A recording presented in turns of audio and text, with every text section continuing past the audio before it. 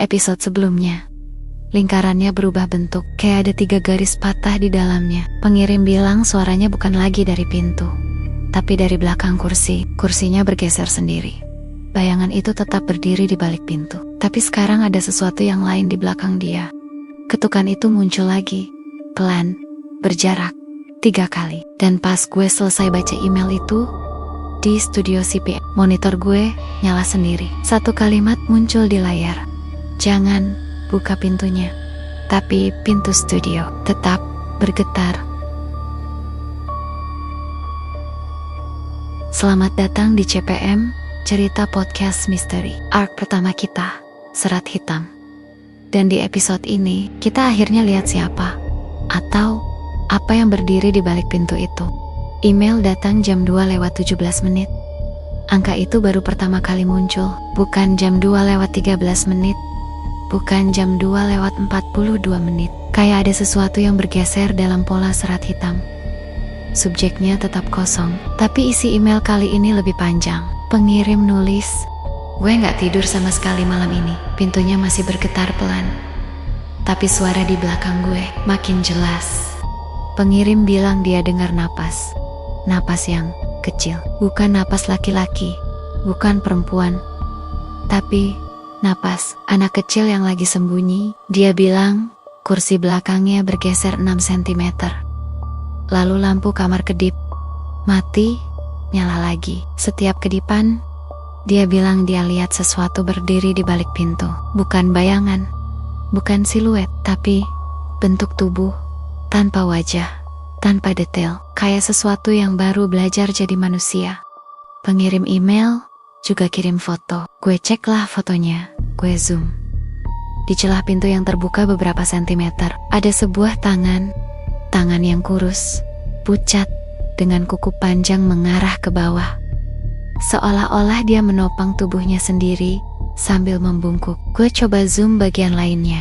Ada ruang kosong tempat seharusnya kaki berada. Sosok itu menggantung beberapa sentimeter di atas lantai, bukan berdiri, bukan melayang, tapi menggantung sambil condong ke depan, seperti sedang mendengarkan. Monitor studio gue langsung nge-freeze. Gue beneran merinding waktu ngeliat gambar itu. Pengirim kirim email kedua. Gue coba tutup pintunya, tapi sesuatu nahan dari luar. Dia bilang dia dorong pintu sekencang yang dia bisa, tapi pintu itu cuma bergeser dikit doang. Lalu mentok, seolah ada tangan lain menahan dari luar. Ketukannya muncul lagi, kayak biasa, 3 kali. Tapi kali ini suaranya bukan dari pintu rumah, suaranya dari pintu lemari di belakang dia. Dia kirim audio. Pas gue play, ada suara kecil, tapi bukan suara benda. Lebih kayak kuku panjang yang ngetuk kayu dari dalam. Di studio CPM sesuatu mulai ikut bergerak. Lampu ambient merah nyala sendiri. Mixer barmeter naik turun pelan. Padahal mic lagi gue mute. Terus ada suara kecil, kayak kain diseret di lantai studio. Gue ngerasa ada angin dingin dari belakang meja. Padahal studio ini tertutup rapat. Terus tiba-tiba pintu studio bergerak 1 cm. Gue dengar suara engselnya narik. Di monitor, email baru muncul otomatis. Pengirim nulis, kalau gue gak buka pintunya, dia bakal masuk lewat tempat lain. Dia kirim foto ketiga. Lokasi, ruang tamu rumahnya. Di lantai, persis di bawah meja, muncul lingkaran baru. Lingkaran ini paling rapi dari semua. Dan di tengahnya, ada 3 garis patah yang mulai menyatu menjadi simbol lengkap. Kayak lagi menulis dirinya sendiri. Gue perhatiin fotonya. Teksturnya kayak bukan tinta, bukan spidol, bukan arang. Teksturnya kayak abu hitam, abu yang baru terbentuk. Asli, sumpah ya, ini pertama kalinya gue ngerasa kayak bukan cuma baca cerita, tapi ikut masuk ke dalam pola serat hitam. Kayak ikut ngerasain teror dari si pengirim cerita. Simbol itu kayak nyari tempat barunya. Email terakhir. Dia pindah dari balik pintu depan ke balik pintu kamar gue sendiri. Dia bilang pintunya kedengeran digeser dari luar, bukan diketuk. Kayak ada tangan kusam yang ngelus kayu pintu perlahan.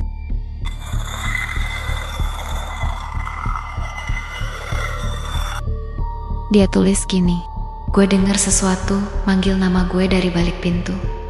Suaranya pelan, nadanya datar, kayak suara orang yang baru belajar menirukan manusia." Lalu dia kirim foto terakhir. Pintu kamar terbuka 10 cm. Di balik celah itu, terlihat tubuh setinggi anak SD, tanpa wajah, tanpa kaki, tapi lengannya panjang, dan kuku-kuku hitamnya menyentuh lantai.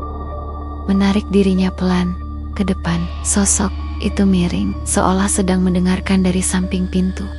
Dan dalam foto itu, gue lihat sesuatu yang bikin gue berhenti bernapas. Di latar belakangnya, di meja komputer pengirim, monitornya menampilkan halaman CPM. Sozak itu lagi lihat arah studio CPM juga.